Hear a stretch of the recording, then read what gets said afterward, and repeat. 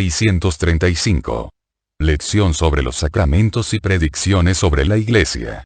Estoy en otro monte, más poblado aún de bosques, no lejos de Nazaret, a la que lleva un camino que bordea la base del monte. Jesús los invita a sentarse en círculo. Más cerca, los apóstoles. Detrás de estos, los discípulos, los que, de los 72, no se habían desperdigado yendo a distintos lugares, más Zacarías y José. Marciam está a sus pies, en una posición de privilegio. Jesús, en cuanto se sientan y se callan y están todos atentos a sus palabras, empieza a hablar. Dice: prestadme toda vuestra atención porque os voy a decir cosas de suma importancia. Todavía no las comprenderéis todas, ni todas bien. Pero aquel que vendrá después de mí os las hará comprender. Escuchadme, pues. Nadie está más convencido que vosotros de que sin la ayuda de Dios el hombre peca fácilmente, pues es debilísima su constitución, debilitada por el pecado. Sería, entonces, un redentor imprudente si, después de haberos dado tanto para redimiros, no diera también los medios para conservaros en los frutos de mi sacrificio. Sabéis que toda la facilidad para pecar viene de la culpa, que, privando de la gracia a los hombres, los despoja de su fortaleza, que está en la unión con la gracia. Habéis dicho: pero tú has devuelto la gracia. No. Ha sido devuelta a los justos hasta mi muerte.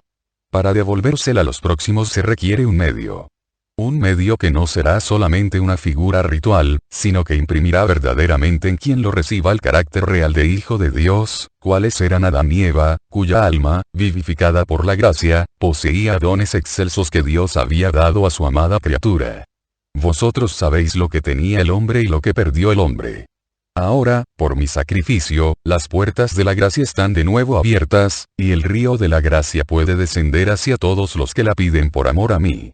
Por eso, los hombres tendrán el carácter de hijos de Dios por los méritos del primogénito de los hombres, por los méritos de quien os habla, vuestro Redentor, vuestro Pontífice eterno, vuestro hermano en el Padre, vuestro Maestro.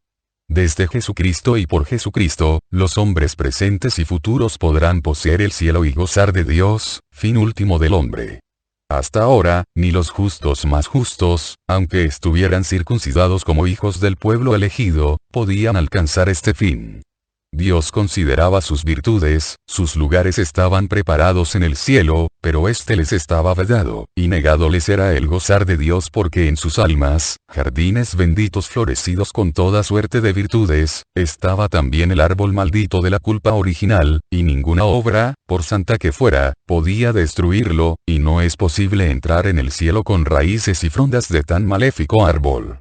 El día de la Paraseve, el suspiro de los patriarcas y profetas y de todos los justos de Israel se aplacó en el gozo de la redención cumplida, y las almas, más blancas que nieve montana hasta donde alcanzaba su virtud, se vieron libres incluso de la única mancha que las mantenía apartadas del cielo. Pero el mundo continúa. Generaciones y más generaciones surgen y surgirán. Pueblos y más pueblos vendrán a Cristo. ¿Puede Cristo morir para cada nueva generación, para salvarla, o para cada pueblo que a él venga? No. Cristo ha muerto una vez y no volverá a morir jamás, en toda la eternidad.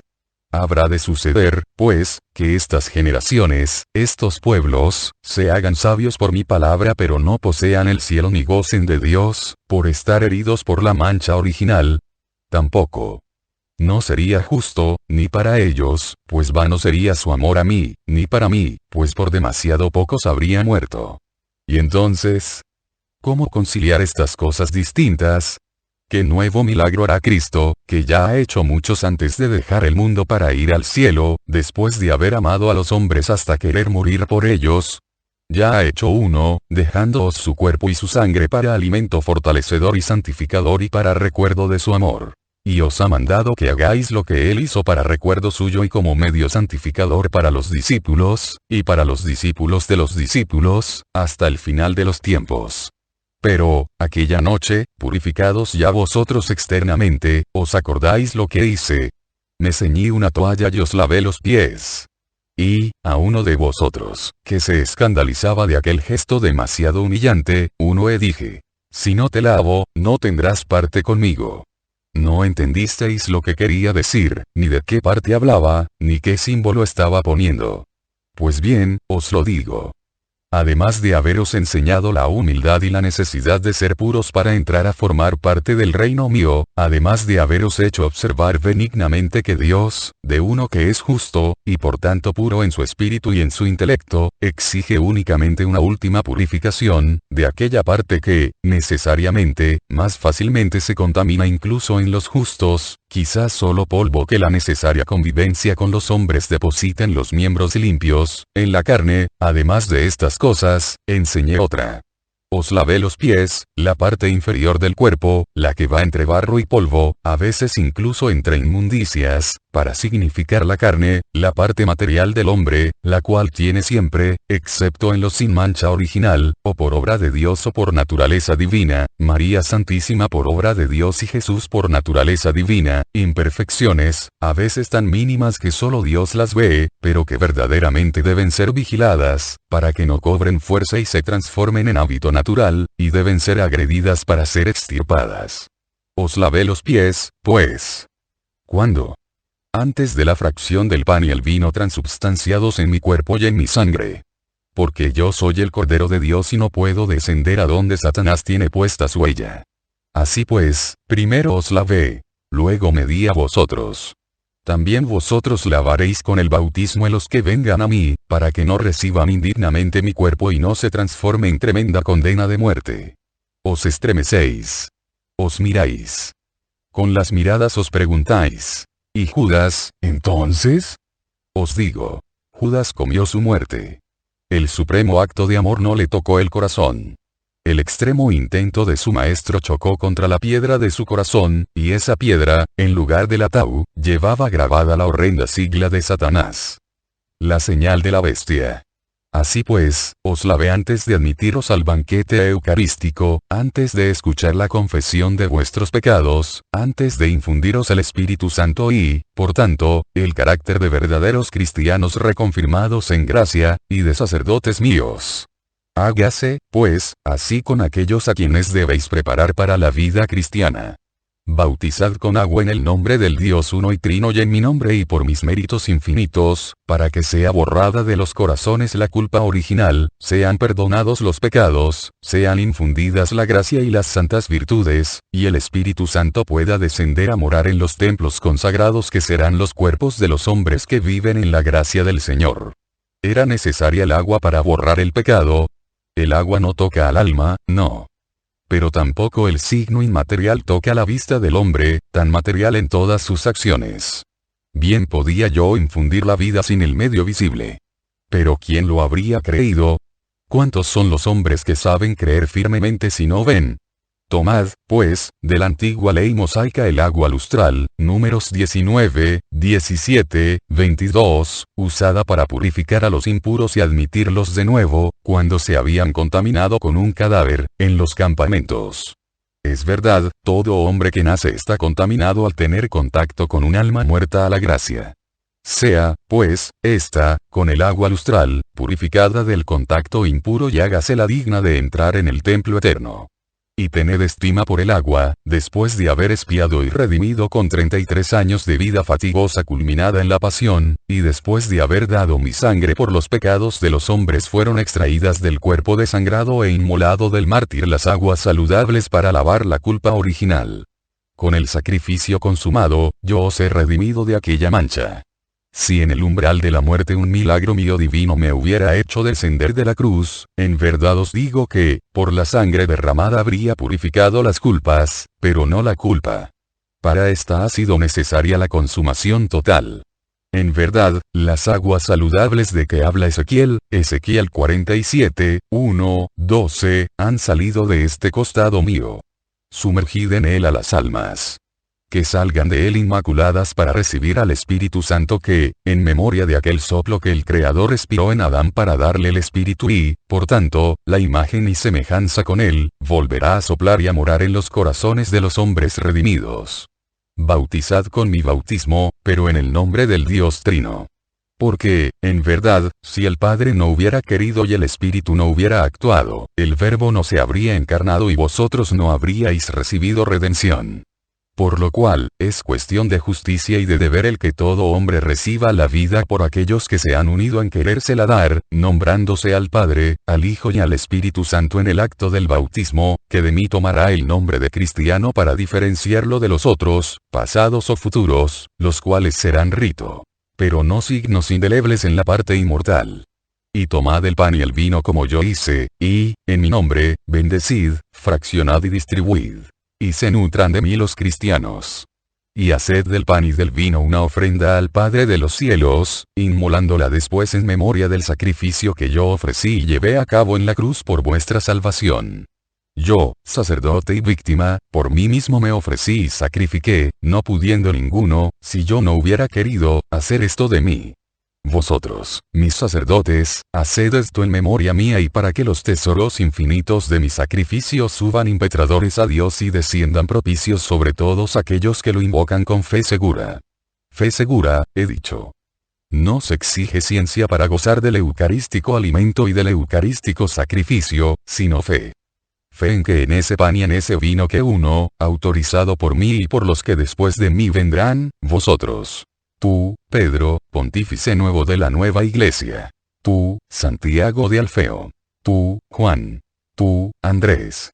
Tú, Simón. Tú, Felipe. Tú, Bartolomé. Tú, Tomás. Tú, Judas Tadeo. Tú, Mateo.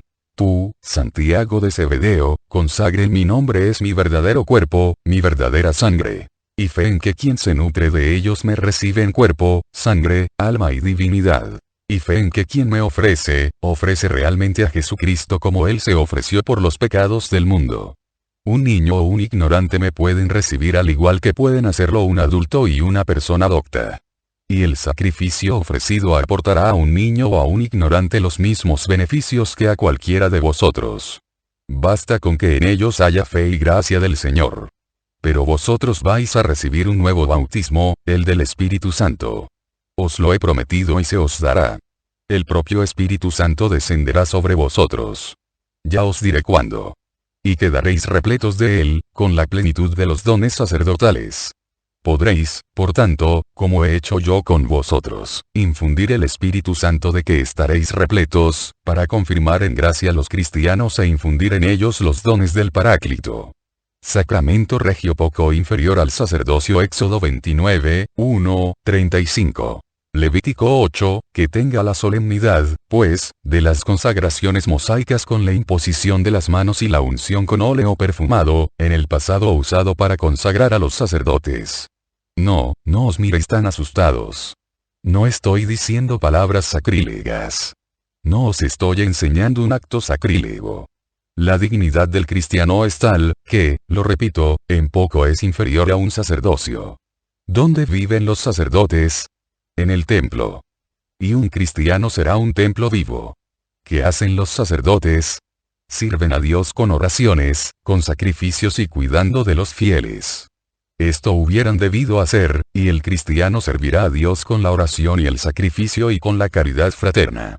Y escucharéis la confesión de los pecados, así como yo he escuchado los vuestros y los de muchos, y he perdonado donde he visto verdadero arrepentimiento. ¿Os inquietáis? ¿Por qué? ¿Tenéis miedo de no saber distinguir? He hablado otras veces sobre el pecado y sobre el juicio acerca del pecado. Y, al juzgar, acordaos de meditar en las 7 condiciones por las que una acción puede ser o no pecado, y de distinta gravedad. Resumo. ¿Cuándo se ha pecado y cuántas veces? ¿Quién ha pecado? ¿Con quién? ¿Con qué? ¿Cuál es la materia del pecado? ¿Cuál la causa? ¿Por qué se ha pecado? Pero no temáis. El Espíritu Santo os ayudará. Eso sí, con todo mi corazón os conjuro que observéis una vida santa, la cual aumentará de tal manera en vosotros las luces sobrenaturales, que llegaréis a leer sin error el corazón de los hombres y podréis, con amor y autoridad, declarar a los pecadores, temerosos de revelar su pecado o rebeldes para confesarlo, el estado de su corazón, ayudando a los tímidos y humillando a los impenitentes. Recordad que la tierra pierde al absolvedor y que vosotros debéis ser lo que yo era. Justo, paciente, misericordioso, pero no débil. Os he dicho. Lo que desatéis en la tierra quedará desatado en el cielo y lo que aquí atéis quedará atado en el cielo. Por tanto, con sopesada reflexión juzgad a cada uno de los hombres sin dejaros corromper por simpatías o antipatías, por regalos o amenazas. Imparciales en todo y para todos como es Dios, teniendo presentes la debilidad del hombre y las insidias de los enemigos.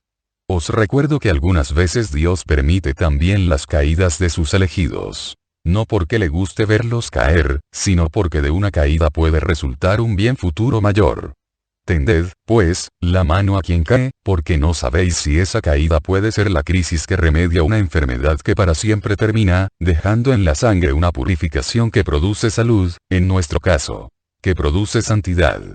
Sed, por el contrario, severos con los que no tengan respeto hacia mi sangre y acabada de lavar su alma por el lavacro divino, se arrojen al cieno 100 veces. No los maldigáis, pero sed severos. Exhortadlos. Reciban vuestro llamamiento 70 veces 7. Recurriréis al extremo castigo de separarlos del pueblo elegido solo cuando su pertinacia en un pecado que escandalice a los hermanos os obligue a actuar para no haceros cómplices de sus acciones. Recordad lo que dije. Si tu hermano ha pecado, corrígelo a solas. Si no te escucha, corrígelo ante 2 o 3 testigos. Si esto no basta, ponlo en conocimiento de la iglesia. Si no escucha ni siquiera a la iglesia, considéralo como un gentil y un publicano. En la religión mosaica el matrimonio es un contrato, Tobías 7:14. Que en la nueva religión cristiana sea un acto sagrado e indisoluble, sobre el cual descienda la gracia del Señor para hacer de los cónyuges 2 ministros suyos en la propagación de la especie humana. Tratad desde los primeros momentos de aconsejar al cónyuge procedente de la nueva religión que induzca al cónyuge que aún se halla fuera del número de los fieles a entrar a formar parte de este número, para evitar esas dolorosas divisiones de pensamiento, y consiguientemente de paz, que hemos observado incluso entre nosotros. Pero, cuando se trate de fieles en el Señor, que por ninguna razón se desuna aquello que Dios ha unido. Y en el caso de una parte que se encuentre, siendo cristiana, unida a otra parte gentil, aconsejo que aquella lleve su cruz con paciencia y mansedumbre, y también con fortaleza, hasta el punto de saber morir por defender su fe, pero sin abandonar al cónyuge al que se ha unido con su pleno consenso. Este es mi consejo para una vida más perfecta en el estado matrimonial, mientras no sea posible, lo será con la difusión del cristianismo tener matrimonios de fieles. Entonces sagrado e indisoluble ha de ser el vínculo, y santo el amor. Malo sería el que, por la dureza de los corazones, se diera en la nueva fe lo que se dio en la antigua. La permisión del repudio y de la separación para evitar escándalos creados por la libidine del hombre, Deuteronomio 24:1-4. En verdad os digo que todos deben llevar su cruz en todos los estados, y también en el matrimonial. Y también os digo en verdad que ninguna presión debe doblegar vuestra autoridad que afirme. No es lícito aquel que quiera pasar a nuevo desposorio antes de que uno de los cónyuges haya muerto. Os digo que es mejor que una parte corrompida se separe, ella sola o seguida por otros antes que concederle, por retenerla en el cuerpo de la iglesia, algo que sea contrario a la santidad del matrimonio, escandalizando a los humildes y poniéndolos en la tesitura de hacer consideraciones desfavorables a la integridad sacerdotal y sobre el valor de la riqueza o el poder. Acto serio y santo son las nupcias. Y para mostrar esto estuve en una boda, y allí realicé el primer milagro. Pero, ahí sí degeneran en libidine y capricho. El matrimonio, contrato natural entre el hombre y la mujer. Que se eleve de ahora en adelante a contrato espiritual por el cual las almas de dos que se amen juren servir al Señor en un amor recíproco ofrecido a Él en obediencia a su imperativo de procreación para dar hijos al Señor. Otra cosa, Santiago, ¿recuerdas lo que hablamos en el Carmelo? Desde entonces te he venido hablando. Pero los otros ignoran esto, visteis a María de Lázaro ungir mis miembros en la cena del sábado en Betanía. En esa ocasión os dije, ella me ha preparado para la sepultura. En verdad lo hizo. No para la sepultura, ella creía que ese dolor estaba aún lejano, pero sí para purificar mis miembros de todas las impurezas del camino, para ungirlos y así subiera perfumado con óleo balsámico al trono. La vida del hombre es un camino. La entrada del hombre en la otra vida debería ser la entrada en el reino. A todo rey se le unge y perfuma antes de subir a su trono y mostrarse a su pueblo. También el cristiano es un hijo de rey, que recorre su camino en dirección al reino a donde el Padre lo llama. La muerte del cristiano no es sino la entrada en el reino para subir al trono que el Padre le ha preparado. La muerte, para aquel que, sabiendo que está en su gracia, no teme a Dios, no infunde espanto. Ahora bien, purifíquese de todo residuo el cuerpo de aquel que deba subir al trono, para que se conserve hermoso para la resurrección. Y purifíquesele el espíritu, para que resplandezca en el trono que el Padre le ha preparado para que aparezca con la dignidad que corresponde al Hijo de tan gran Rey. Aumento de la gracia, cancelación de los pecados, de que el hombre tenga pleno arrepentimiento, suscitación de ardoroso deseo del bien, comunicación de fuerza para el combate supremo. Esto ha de ser la unción que se dé a los moribundos cristianos. O, dicho más propiamente, a los cristianos que estén para nacer, porque en verdad os digo que el que muere en el Señor nace a la vida eterna. Repetid el gesto de María en los miembros de los elegidos. Y que ninguno lo considere indigno de él.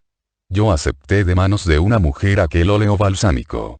Que todo cristiano se sienta honrado considerándolo una gracia suprema que le viene de la iglesia de la que es hijo, y que lo acepte del sacerdote para quedar limpio de sus últimas manchas. Y que todo sacerdote gustosamente repita en el cuerpo de su hermano moribundo el acto de amor de María para con el Cristo penante. En verdad os digo que aquello que en aquella ocasión no hicisteis conmigo, dejando que una mujer os llevara la delantera, y ahora pensáis en ello con mucho dolor, podéis hacerlo en el futuro, y tantas veces cuantas sean las que os inclinéis con amor hacia un moribundo para prepararlo para su encuentro con Dios. Yo estoy en los mendigos y en los moribundos, en los peregrinos, en los huérfanos, en las viudas, en los prisioneros, en los que tienen hambre, sed o frío, en los que están afligidos o cansados. Yo estoy en todos los miembros de mi místico cuerpo, que es la unión de mis fieles. Amadme en ellos y ofreceréis reparación por vuestro desamor de tantas veces, y me daréis gran alegría a mí, y a vosotros os daréis mucha gloria. Y considerad que contra vosotros conspiran el mundo, la edad, las enfermedades, el tiempo, las persecuciones. Evitad, pues, el ser avaros de lo que habéis recibido, y evitad la imprudencia. Transmitid, por esto, en mi nombre, el sacerdocio a los mejores de entre los discípulos, para que la tierra no se quede sin sacerdotes. Y que sea un carácter sagrado concedido después de un profundo examen, no verbal sino de las acciones de aquel que pide ser sacerdote, o de aquel a quien juzguéis apto para serlo. Pensad en lo que es el sacerdote. En el bien que puede hacer y en el mal que puede hacer. Habéis visto una muestra de lo que puede hacer un sacerdote venido a menos en su carácter sagrado. En verdad os digo que por las culpas del templo esta nación será dispersada. Pero también os digo, en verdad, que igualmente será destruida la tierra cuando el abominio de la desolación entre en el nuevo sacerdocio, conduciendo a los hombres a la apostasía para abrazar las doctrinas infernales. Entonces surgirá el hijo de Satanás, y los pueblos, tremendamente horrorizados, gemirán, y pocos permanecerán fieles al Señor. Entonces, entre convulsiones de horror, vendrá el final, tras la victoria de Dios y de sus pocos elegidos, y descenderá la ira de Dios sobre todos los malditos. Desventura, 3 veces desventura si para esos pocos ya no hay santos, los últimos pabellones del templo de Cristo. Desventura, 3 veces desventura si para confortar a los últimos cristianos no hay verdaderos sacerdotes como los habrá para los primeros. En verdad, la última persecución, no siendo persecución de hombres sino del hijo de Satanás y de sus seguidores, será horrenda. Sacerdotes. Tan feroz será la persecución de las hordas del anticristo, que los de la última hora deberán ser más que sacerdotes. Semejantes al hombre vestido de lino, tan santo, que está al lado del Señor. El hombre de la visión de Ezequiel 9, 2 de marzo de 2011. 2 de junio de 2007, deberán, infatigablemente, con su perfección, marcar un atao en los espíritus de esos pocos fieles para que llamas de infierno no la cancelen. Sacerdotes. Ángeles. Ángeles que agiten el turíbulo cargado de los inciensos de sus virtudes para purificar el aire de los miasmas de Satanás. Ángeles. Más que ángeles. Otros Cristos, para que los fieles del último tiempo puedan perseverar hasta el final. Esto es lo que deberán ser. Pero el bien y el mal futuros tienen raíz en el presente. Los saludes empiezan con un copo de nieve. Un sacerdote indigno, impuro, hereje, infiel, incrédulo, tibio o frío, apagado, insípido, lujurioso, hace un daño 10 veces superior al que provoca un fiel culpable de los mismos pecados. Y arrastra a muchos otros al pecado. La relajación en el sacerdocio, el acoger doctrinas impuras, el egoísmo, la codicia, la concupiscencia en el sacerdocio, ya sabéis en dónde desemboca. En el deicidio.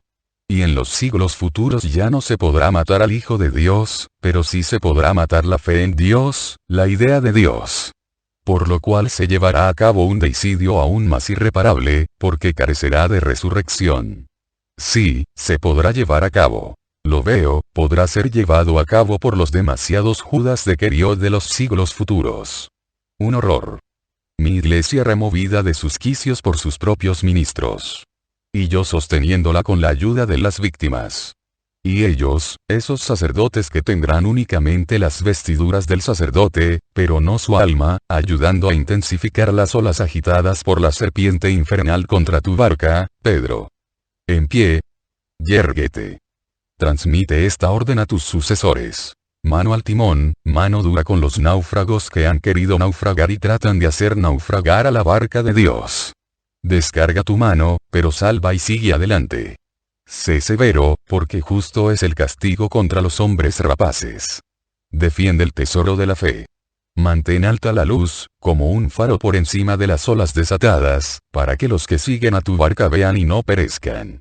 Pastor y nauta para los tiempos tremendos, recoge, guía, levanta alto mi evangelio, porque en él y no en otra ciencia se halla la salvación. Lo mismo que nos ha sucedido a los de Israel, y aún más profundamente, llegarán tiempos en que el sacerdocio creerá por saber solo lo superfluo, desconociendo lo indispensable, o conociendo solo su forma muerta, esa forma con que ahora conocen los sacerdotes la ley, o sea, no el espíritu sino el revestimiento, y exageradamente recargado de adornos creerá, digo, ser una clase superior. Vendrán tiempos en que el libro quedará sustituido por todos los demás libros, y aquel será usado solo como lo usaría uno que debiera utilizar forzadamente un objeto, o sea, mecánicamente. Como un agricultor hará, siembra, recoge, sin meditar en la maravillosa providencia que hay en esa nueva multiplicación de semillas que sucede todos los años. Una semilla arrojada a la tierra removida, que se hace tallo y espiga, luego harina y luego pan por paterno amor de Dios. Quien al llevarse a la boca un trozo de pan alza el espíritu hacia aquel que creó la primera semilla y desde siglos la hace renacer y crecer, distribuyendo con medida las lluvias y el calor para que germine y se alce y madure sin que se ponga lacia o se queme. Así, llegará el tiempo en que será enseñado el evangelio científicamente bien, pero espiritualmente mal. Ahora bien, ¿qué es la ciencia si falta la sabiduría? Es paja. Paja que se hincha y no nutre. Y en verdad os digo que llegará un tiempo en que demasiados de entre los sacerdotes serán semejantes a pajares llenos, soberbios pajares, que se mostrarán arrogantes con su orgullo de estar muy llenos, como si a sí mismos se hubieran proporcionado esas espigas que coronaron las cañas, como si todavía las espigas estuvieran en la cima de las cañas. Y creerán ser todo por tener toda esa paja, en vez del puñado de mies, del verdadero alimento que es el espíritu del evangelio. Un montón. Un montón de paja. Pero ¿puede bastar la paja? Ni siquiera para el vientre del jumento basta, y, si el amo del jumento no vigoriza al animal con cereales y forraje fresco, el jumento nutrido solo con paja se debilita e incluso muere. Pues bien, os digo que llegará el momento en que los sacerdotes, olvidando que con pocas espigas instruye a los espíritus en orden a la verdad, y olvidando cuánto le costó a su Señor ese verdadero pan del espíritu, sacado por entero y solamente de la sabiduría divina, expresado por la divina palabra, noble en su forma doctrinal, incansable en repetirse, para que no se pierdan las verdades dichas, humilde en su forma, sin atavíos de ciencias humanas, sin complementos históricos y geográficos, no se preocuparán del alma de ese pan del espíritu, sino solo del revestimiento con que presentarlo, para hacer ver a las multitudes cuántas cosas saben, y el espíritu del evangelio quedará difuminado en ellos bajo avalanchas de ciencia humana. Pero, si no lo poseen, ¿cómo pueden transmitirlo? ¿Qué darán a los fieles estos pajares hinchados? Paja. ¿Qué alimento recibirán de ellos los espíritus de los fieles? pues lo que no da para más que para arrastrar una mortecina vida. ¿Qué fruto producirán de esta enseñanza y de este conocimiento imperfecto del Evangelio? Pues el enfriamiento de los corazones, el que entre en doctrinas heréticas, doctrinas e ideas más que heréticas incluso, en vez de la única, verdadera doctrina.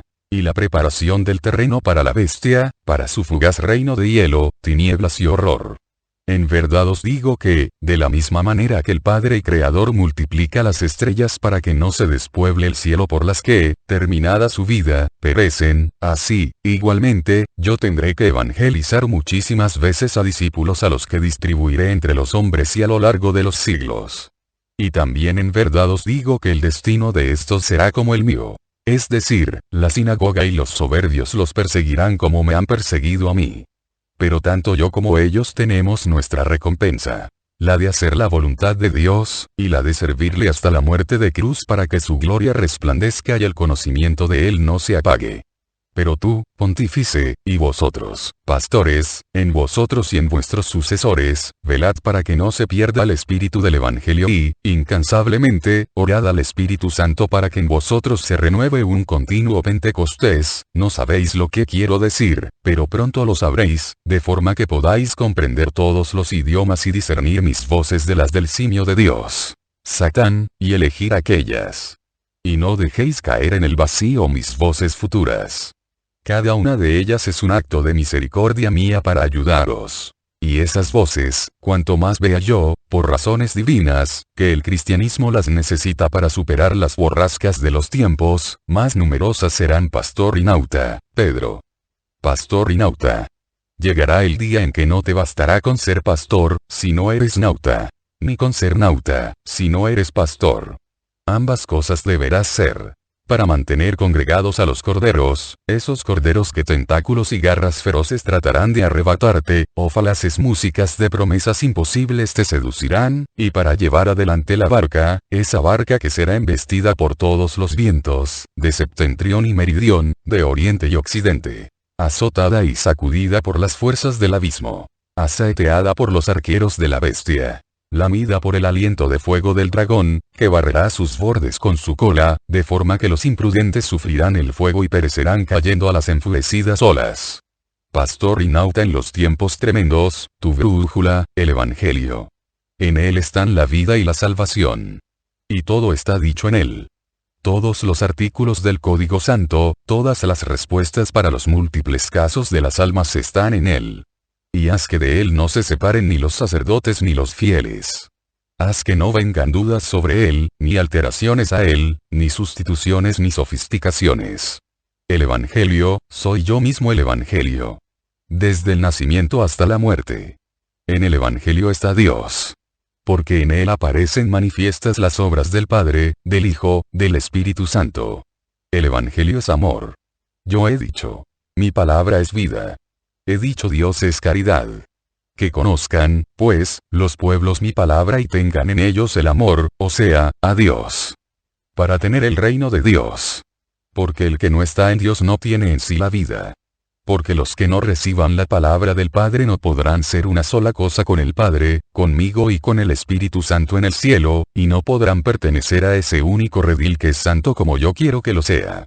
No serán sarmientos unidos a la vid, porque quien rechaza en su totalidad o parcialmente mi palabra es un miembro por el que ya no circula la savia de la vid. Mi palabra es savia que nutre y hace crecer y fructificar. Todo esto lo haréis en recuerdo de mí, que os lo he enseñado. Mucho más podría deciros sobre estas cosas. Pero me he limitado a echar la semilla. El Espíritu Santo la hará germinar. He querido daros yo la semilla, porque conozco vuestros corazones y sé cómo titubearíais, a causa del miedo, por indicaciones espirituales, inmateriales. El miedo a caer en engaño paralizaría vuestra voluntad. Por eso os he hablado, yo primero de todas las cosas. Luego el Paráclito os recordará mis palabras y os las ampliará detalladamente. Y no temeréis porque recordaréis que la primera semilla os la di yo. Dejaos guiar por el Espíritu Santo. Si mi mano os ha guiado con dulzura, su luz es dulcísima. Él es el amor de Dios. Así yo me marcho contento, porque sé que Él ocupará mi lugar y os guiará al conocimiento de Dios. Todavía no lo conocéis, a pesar de que os haya hablado mucho de él. Pero no es culpa vuestra. Vosotros habéis hecho de todo por comprenderme y por eso estáis justificados, a pesar de que hayáis comprendido poco en 3 años. La falta de la gracia ofuscaba vuestro espíritu. Ahora también comprendéis poco, aunque la gracia de Dios haya descendido de mi cruz sobre vosotros. Tenéis necesidad del fuego. Un día hablé de esto a uno de vosotros, yendo por los caminos de las orillas del Jordán. La hora ha llegado. Vuelvo a mi Padre, pero no os dejo solos, porque os dejo la Eucaristía, o sea, a vuestro Jesús hecho alimento para los hombres. Y os dejo al amigo, al Paráclito. Él os guiará. Paso vuestras almas de mi luz a su luz y Él llevará a cabo vuestra formación. ¿Nos dejas ahora? Aquí. En este monte. ¿Están todos desolados? No. Todavía no. Pero el tiempo vuela y pronto llegará ese momento. No me dejes en la tierra sin ti, Señor. Te he querido desde tu nacimiento hasta tu muerte, desde tu muerte hasta tu resurrección, y siempre. Pero, demasiado triste sería saber que no estuvieras ya entre nosotros. Escuchaste la oración del padre de Eliseo. Has acogido las peticiones de muchos. Acoge la mía, Señor. Suplica Isaac, de rodillas, tendidas sus manos hacia adelante. La vida que todavía podrías tener sería predicación de mí, quizás gloria, de martirio. Supiste ser mártir por amor a mí cuando era niño, ¿temes ahora serlo por amor a mí glorioso? Mi gloria consistiría en seguirte, Señor. Soy pobre e ignorante. Todo lo que podría dar lo he dado con buena voluntad. Ahora lo que querría sería seguirte. Pero hágase como tú quieres, ahora y siempre. Jesús pone sobre la cabeza de Isaac la mano, y la mantiene haciendo una larga caricia mientras dice a todos los presentes. ¿No tenéis preguntas que hacerme? Son las últimas lecciones. Hablad a vuestro maestro, ¿veis cómo los pequeños tienen confianza conmigo? En efecto, también hoy Marxiam apoya la cabeza en el cuerpo de Jesús, pegándose fuertemente a él. E Isaac tampoco ha mostrado reticencia en exponer su deseo. La verdad, sí, tenemos preguntas que hacerte, dice Pedro. Pues preguntad. Sí, ayer, al declinar del día, cuando nos dejaste, estuvimos hablando entre nosotros sobre lo que habías dicho. Ahora otras palabras se acumulan en nosotros por lo que acabas de decir. Ayer, y también hoy, si lo pensamos bien, has hablado como si fueran a surgir herejías y divisiones, y pronto además. Esto nos hace pensar que tendremos que ser muy prudentes con los que quieran incorporarse a nosotros. Porque está claro que en ellos estará la semilla de la herejía y de la división. ¿Lo crees? ¿Y no está dividido ya Israel respecto a venir a mí? ¿Tú quieres decir que el Israel que me ha querido nunca será hereje y nunca estará dividido? No. Pero, ¿acaso ha estado unido alguna vez desde hace siglos? ¿Acaso estuvo unido, incluso, en los momentos de su antigua formación? ¿Y ha estado unido en seguirme? En verdad os digo que está en él la raíz de la herejía. Pero es idólatra y vive en la herejía, desde hace siglos, bajo apariencia externa de fidelidad. Ya conocéis sus ídolos y sus herejías, los gentiles serán mejores. Por eso, yo no los he excluido, y os digo que hagáis lo que yo he hecho. Esta será para vosotros una de las cosas más difíciles. Lo sé. Pero, traed a vuestra memoria a los profetas. Profetizan la vocación de los gentiles y la dureza de los judíos, Isaías 45, 14, 17. 49, 5, 6. 55, 5. 60. Jeremías 16, 19, 21. Miqueas 4, 1, 2. Sofonías 3, 9, 10. Zacarías 8, 20, 23. Y profetizan la dureza de los judíos. Por ejemplo, en Éxodo 32, 7, 10. 33, 5. 34, 8. Deuteronomio 9, 114. 31, 24, 27. 2 Crónicas 30, 7, 8. 36, 14, 16. Jeremías 3, 6, 25. 4, 1, 4. 7, 21, 28. Ezequiel 2, 3, 8. 3, 4, 9. 6, 11, 14. 7, 15, 27. 8, 11, 212. 20. 22. ¿Qué razón tendríais para cerrar las puertas del reino a los que me aman y se acercan a la luz que su alma buscaba? Los creéis más pecadores que vosotros porque hasta el momento no han conocido a Dios. Porque han seguido su religión y la seguirán hasta que no se vean atraídos por la nuestra. No debéis hacerlo. Yo os digo que muchas veces son mejores que vosotros porque, teniendo una religión no santa, saben ser justos. No faltan los justos en ninguna nación ni religión. Dios observa las obras de los hombres, no sus palabras. Y si ve que un gentil, por justicia de corazón, hace naturalmente lo que la ley del Sinaí manda, ¿por qué debería considerarlo abyecto? ¿No es aún más meritorio el que un hombre que no conoce el mandato de Dios de no hacer esto o aquello porque está mal se imponga por sí mismo un imperativo de no hacer lo que su razón le dice que no es bueno y lo siga fielmente? ¿No es esto mayor respecto al mérito relativo de aquel que, conociendo a Dios, fin del hombre, y conociendo la ley, que permite conseguir este fin, haga continuos compromisos y cálculos para adecuar el imperativo perfecto a la voluntad corrompida? ¿Qué os parece? ¿Creéis que Dios aprecia las escapatorias que Israel ha puesto a la obediencia para no tener que sacrificar mucho su concupiscencia? ¿Qué os parece? ¿Creéis que cuando salga de este mundo un gentil, justo ante Dios por haber seguido la recta ley que su conciencia se impuso, Dios lo va a juzgar como demonio? Os digo que Dios juzgará las acciones de los hombres, y el Cristo, juez de todas las gentes, premiará a aquellos en quienes el deseo del alma tuvo voz de íntima ley para llegar al fin último del hombre, que es unirse de nuevo con su Creador, con el Dios desconocido para los paganos pero sentido como verdadero y santo más allá del escenario pintado de los falsos Olimpos. Es más, tened mucho cuidado de no ser vosotros escándalo para los gentiles. Ya demasiadas veces ha sido mancillado el nombre de Dios entre los gentiles por las obras de los hijos del pueblo de Dios. No intentéis creeros tesoreros absolutos de mis dones y méritos. Yo he muerto por judíos y gentiles. Mi reino será de todas las gentes.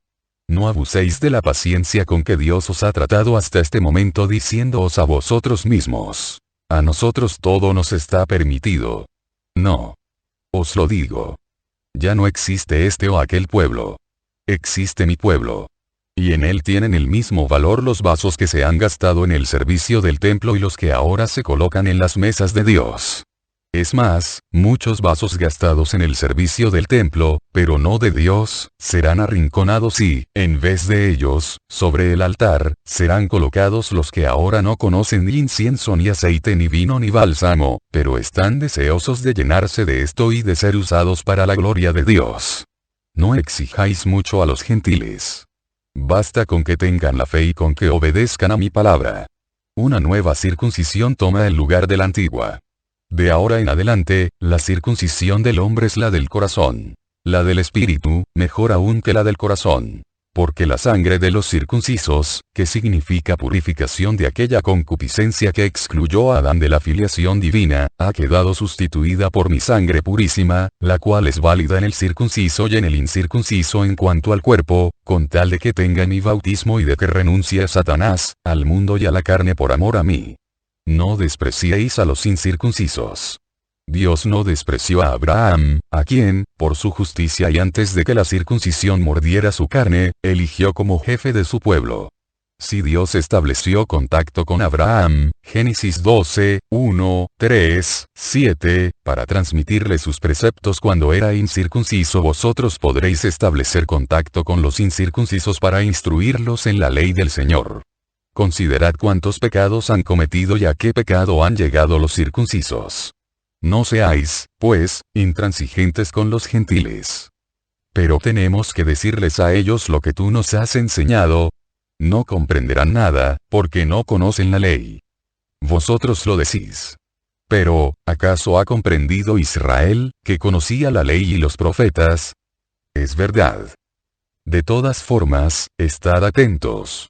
Diréis lo que el Espíritu os sugiera que digáis, con toda exactitud, sin miedos, sin querer obrar por propia iniciativa. Y cuando de entre los fieles, surjan falsos profetas, los cuales manifestarán sus ideas como si fueran ideas inspiradas, y serán los herejes, pues combatid con medios más estables que la palabra sus doctrinas heréticas. Pero no os preocupéis. El Espíritu Santo os guiará. Yo nunca digo nada que no se cumpla. ¿Y qué vamos a hacer con los herejes? Combatid con todas las fuerzas la herejía en sí misma, pero tratad, con todos los medios, de convertir para el Señor a los herejes. No os canséis de buscar las ovejas descarriadas para conducirlas de nuevo al redil. Orad, sufrid, incitad a orar y a sufrir, id pidiendo sacrificios y sufrimientos a los puros, a los buenos, a los generosos, porque con estas cosas se convierten los hermanos. La pasión de Cristo continúa en los cristianos. No os he excluido de esta gran obra que es la redención del mundo. Sois todos miembros de un único cuerpo. Ayudaos entre vosotros, y quien esté sano y sea fuerte que trabaje para los más débiles, y quien esté unido que extienda las manos y llame a los hermanos que están lejos. Pero lo sabrá, después de haber sido hermanos bajo un mismo techo. Lo sabrá. ¿Y por qué? Por muchas razones. Llevarán todavía mi nombre. Es más, se gloriarán de él. Trabajarán por extender el conocimiento de mi nombre. Contribuirán a que yo sea conocido hasta en los últimos confines de la tierra.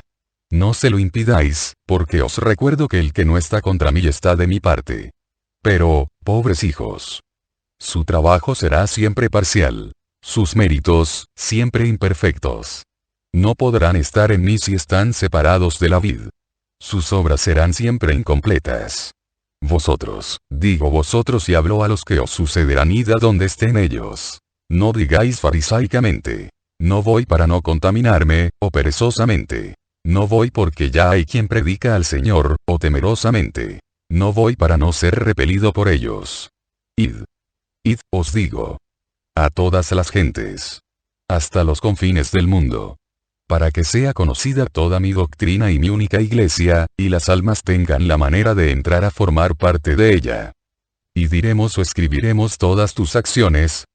Os he dicho que el Espíritu Santo os aconsejará sobre lo que conviene decir o callar según los tiempos. Ya veis que todo lo que he realizado es creído o negado, y que algunas veces, blandido por manos que me odian, se toma como arma contra mí. Me han llamado Belcebú cuando, como maestro y en presencia de todos, obraba milagros. ¿Qué dirán ahora, cuando sepan que tan sobrenaturalmente he obrado? Seré blasfemado más aún. Y vosotros seríais perseguidos antes de su momento. Por tanto, callad hasta que llegue la hora de hablar. Pero ¿y si esa hora llegara cuando ya nosotros, testigos, hubiéramos muerto? En mi iglesia habrá siempre sacerdotes, doctores, profetas, exorcistas, confesores, obradores de milagros, inspirados. Todo lo que ella requiere para que las gentes reciban de ella lo necesario. El cielo, la iglesia triunfante, no dejará sola a la iglesia docente, y ésta socorrerá a la iglesia militante. No son tres cuerpos. Son un solo cuerpo. No hay división entre ellas, sino comunión de amor y de fin. Amar la caridad. Gozar de la caridad en el cielo, su reino. Por eso, también la iglesia militante deberá, con amor, aportar sufragios a la parte suya que, destinada ya a la triunfante, todavía se encuentra excluida de esta por razón de la satisfactoria reparación de las faltas absueltas pero no expiadas enteramente ante la perfecta divina justicia. En el cuerpo místico todo debe hacerse en el amor y por amor, porque el amor es la sangre que por él circula. Socorred a los hermanos que purgan. De la misma manera que he dicho que las obras de misericordia corporales os conquistan un premio en el cielo, también he dicho que os lo conquistan las espirituales. Y en verdad os digo que el sufragio para los difuntos, para que entren en la paz, es una gran obra de misericordia, por la cual Dios os bendecirá y os estarán agradecidos los beneficiarios del sufragio. Os digo que cuando, en el día de la resurrección de la carne, estéis todos congregados ante Cristo juez, entre aquellos a quienes bendeciré estarán los que tuvieron amor por los hermanos purgantes ofreciendo y orando por su paz. Ninguna buena acción quedará sin fruto, y muchos resplandecerán vivamente en el cielo sin haber predicado ni administrado ni realizado viajes apostólicos, sin haber abrazado especiales estados, sino solamente por haber orado y sufrido por dar paz a los purgantes, por llevar a la conversión a los mortales. También estas personas, sacerdotes a quienes el mundo desconoce, apóstoles desconocidos, víctimas que solo Dios ve, recibirán el premio de los jornaleros del Señor, pues habrán hecho de su vida un perpetuo sacrificio de amor por los hermanos y por la gloria de Dios. En verdad os digo que a la vida eterna se llega por muchos caminos, y uno de ellos es este, y muy apreciado por mi corazón. ¿Tenéis alguna otra cosa que preguntar? Hablad. Señor, ayer, y no solo ayer, pensábamos que habías dicho: os sentaréis en 12 tronos para juzgar a las 12 tribus de Israel. Pero ahora somos 11. Elegid al 12º. ¿Es tarea tuya, Pedro? ¿Mía? Mía no, Señor. Indícalo tú. Yo elegí a mis 12 una vez, y los formé. Luego elegí a su cabeza. Luego les di la gracia e infundí en ellos el Espíritu Santo. Ahora es tarea suya andar, porque ya no son lactantes incapaces de caminar. Pero dinos, al menos, dónde debemos poner nuestros ojos. Mirad, esta es la parte selecta del rebaño, dice Jesús, señalando en círculo a los que, de los 72, están presentes. Nosotros no, Señor. Nosotros no. El puesto del traidor nos da miedo, suplican estos. Tomamos a Lázaro. ¿Quieres, Señor? Jesús calla. José de Arimatea. Nicodemo. Jesús calla. Claro, Lázaro. ¿Y al amigo perfecto queréis darle el lugar que vosotros no queréis? Dice Jesús. Señor, quisiera decir algo, dice el celote. Habla. Lázaro, por amor a ti, estoy seguro de ello, tomaría incluso ese lugar, y lo ocuparía de una manera tan perfecta, que haría olvidar de quién fue ese puesto. Pero, por otros motivos, no me parece conveniente hacerlo. Las virtudes espirituales de Lázaro están en muchos de entre los humildes de tu rebaño. Y creo que sería mejor dar a estos la prioridad, para que los fieles no digan que se buscó solo el poder y las riquezas, cosa de fariseos, en vez de la virtud a secas. Bien has hablado, Simón.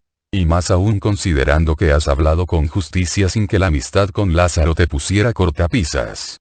Pues hacemos a Marciam el apóstol 12. Es ya un jovencito. Yo, para borrar ese vacío horrendo, aceptaría. Pero no soy digno. ¿Cómo podría hablar yo, siendo solo un jovencito, a un adulto? Señor, di si no tengo razón. Tienes razón. De todas formas, no tengáis prisa. Llegará el momento, y os asombraréis entonces de tener todos un pensamiento común. Orad, mientras tanto. Yo me marcho. Retiraos en oración. Me despido de vosotros por ahora. Y esmeraos en estar todos, para el 14º de Sif en Betanía. Se levanta. Y todos se arrodillan, se postran, rostro en tierra, entre la hierba. Los bendice.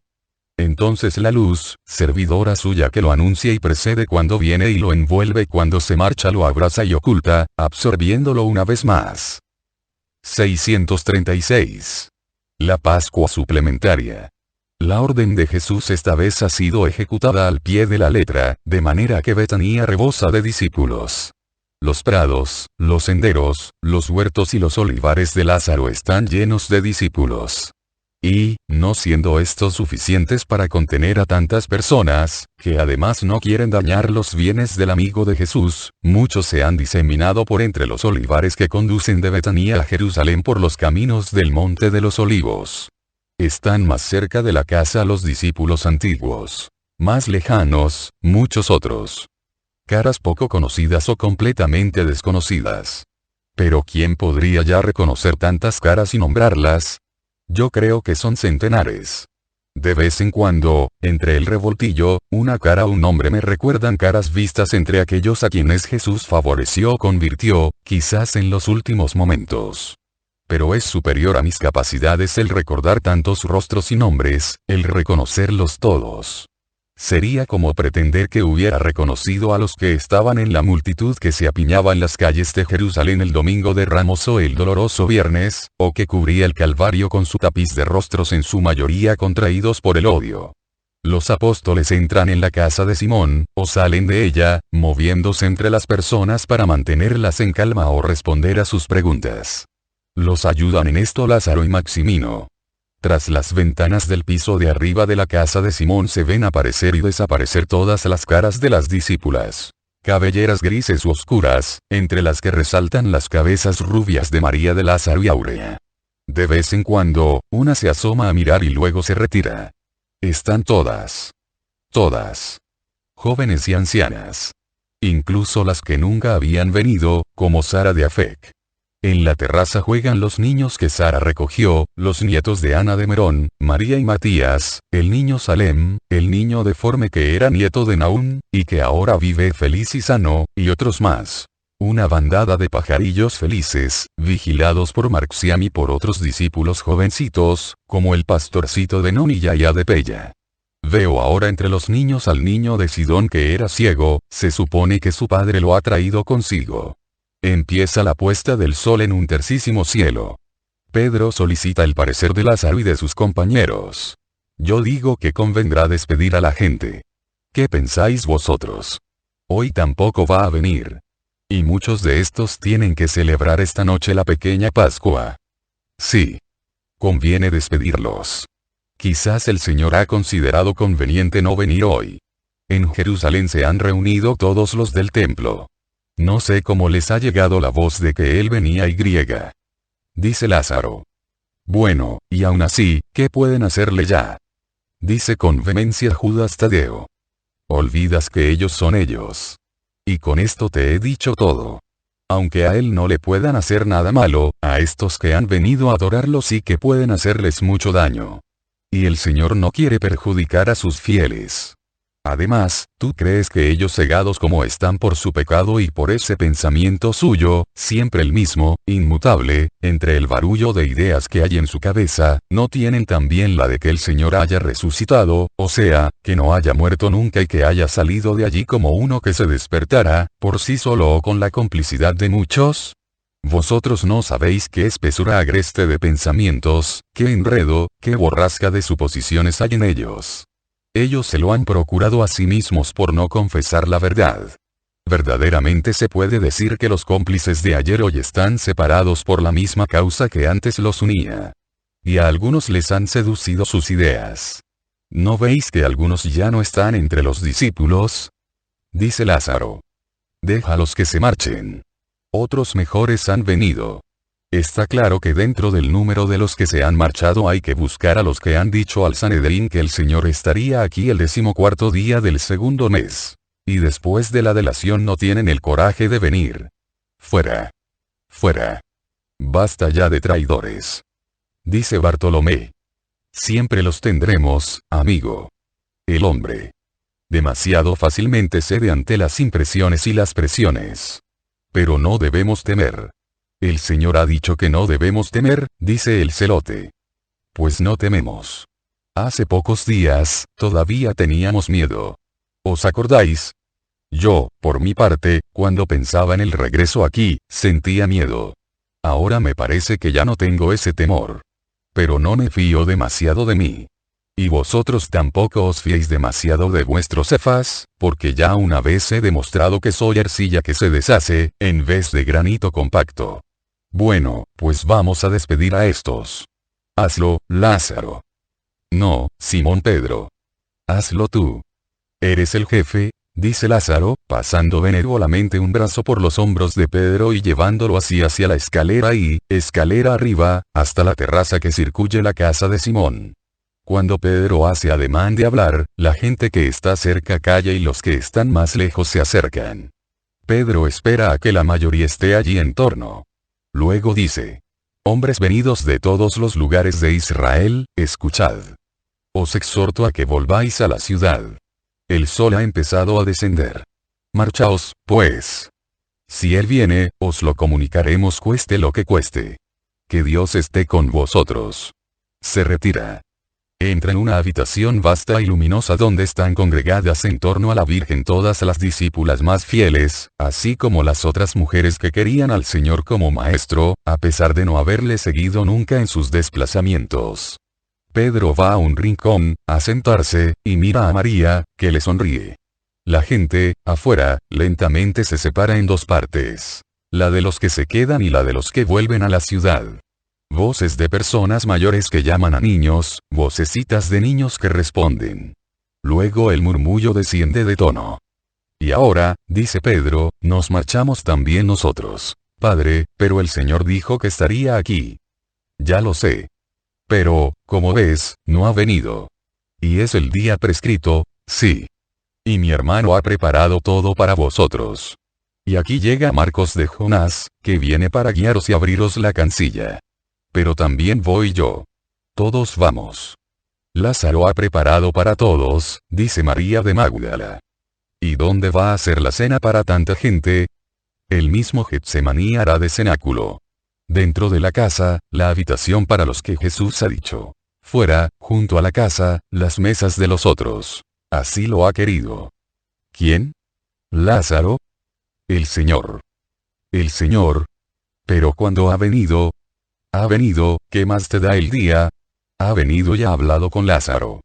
Yo creo que él viene, es más, que ha venido, a visitar a cada uno de nosotros, aunque no todos lo digan, porque guardan esa alegría como su más preciada perla, que hasta temen mostrarla porque tienen miedo de que pierda su esplendor más hermoso. Los secretos del Rey. Dice Bartolomé, y mira al grupito de las discípulas vírgenes, que se ponen como la púrpura, como si en sus caras se reflejaran los rayos del sol poniente, pero lo que las enciende es una llama espiritual de intensa alegría.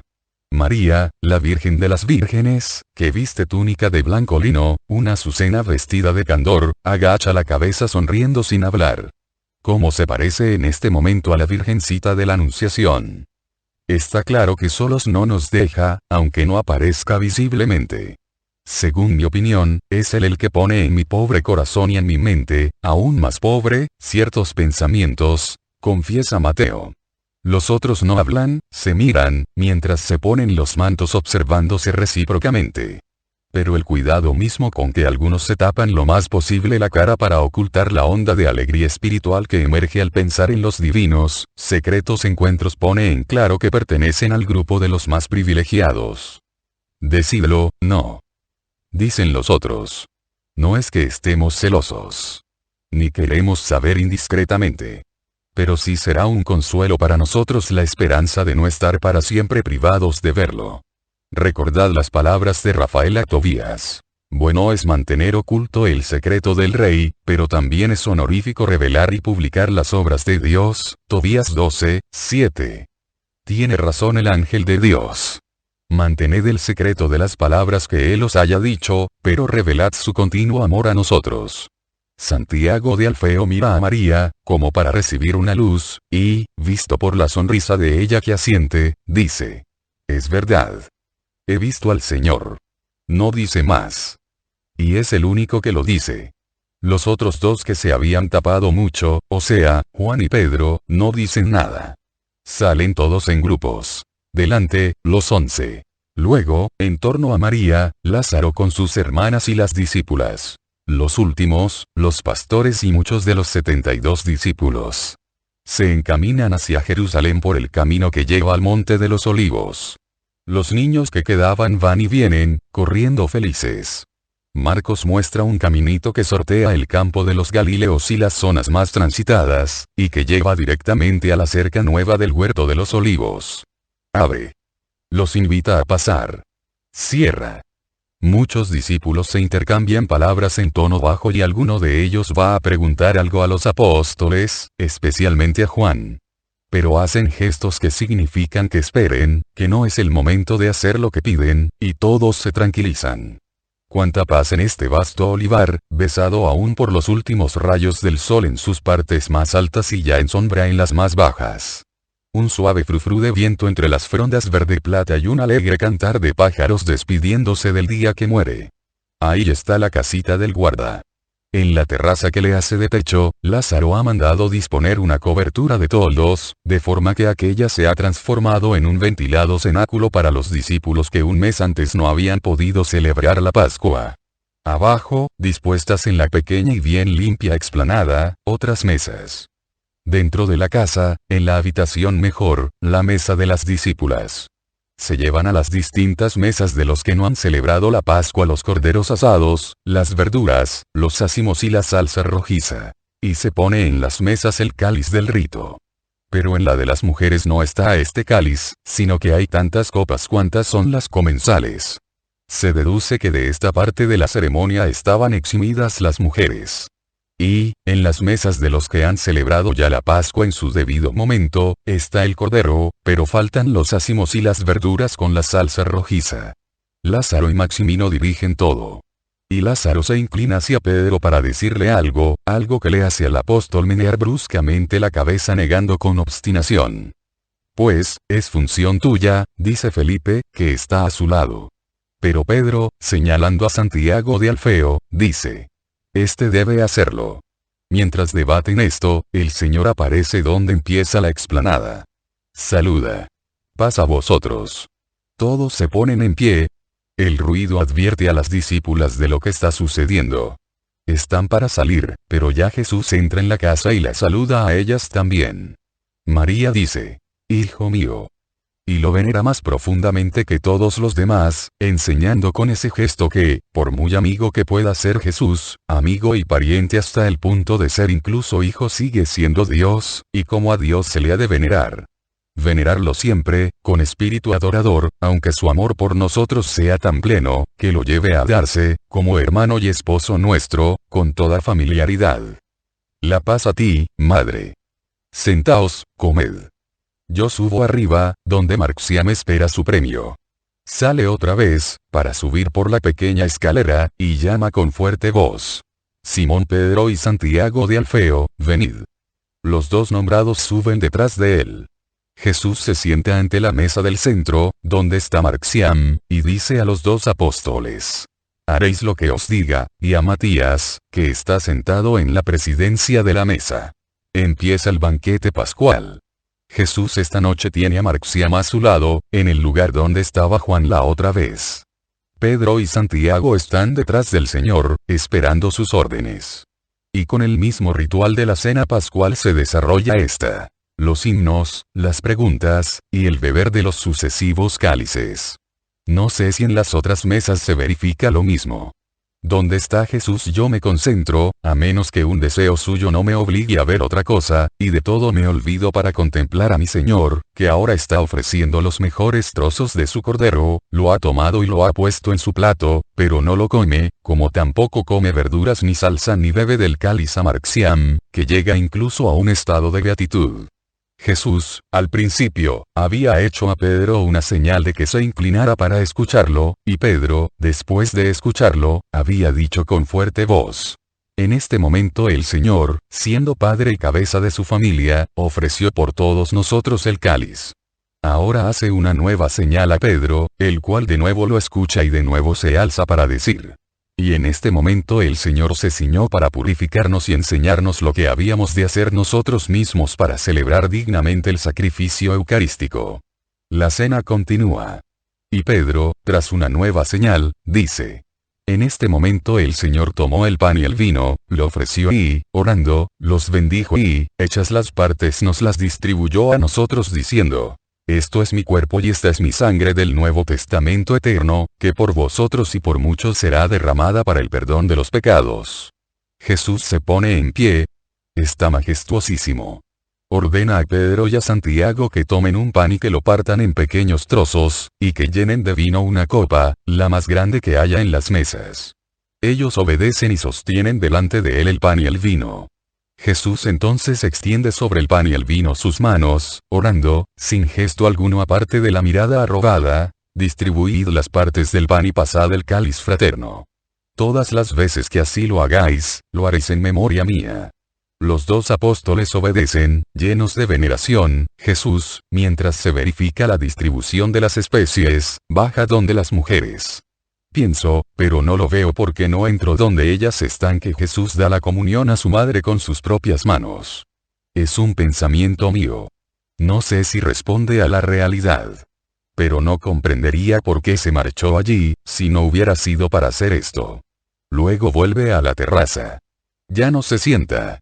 La cena toca a su fin. Él dice: todo está consumado. Todo está consumado, Señor. Así hice yo en la cruz. Alzaos. Oremos. Extiende sus brazos como si estuviera en la cruz y entona la oración del Padre Nuestro. No sé por qué lloro. Pienso que quizás es la última vez que se la oigo decir, y, de la misma manera que ningún pintor o escultor podrá jamás darnos la verdadera efigie de Jesús, igualmente, ninguno, por muy santo que sea, podrá decir, al mismo tiempo tan viril y dulcemente, el Padre Nuestro. Sentiré siempre una gran nostalgia de estos Padre Nuestros oídos a Jesús, verdaderos coloquios del alma con el Padre amadísimo y adoradísimo de los cielos, gritos de honor, obediencia, fe, sumisión, humildad, misericordia, deseo, confianza, todo. Marcharos. Y que la gracia del Señor esté en todos vosotros y su paz os acompañe, dice Jesús despidiéndolos. Y se despide en medio de un fulgor de luz que supera con mucho al claror de la luna, ya llena, y alta sobre el huerto silente, y de las lámparas que están sobre las mesas. Ni una voz. Lágrimas en los rostros, adoración en los corazones, nada más. La noche vela y conoce junto con los ángeles los latidos de estos benditos.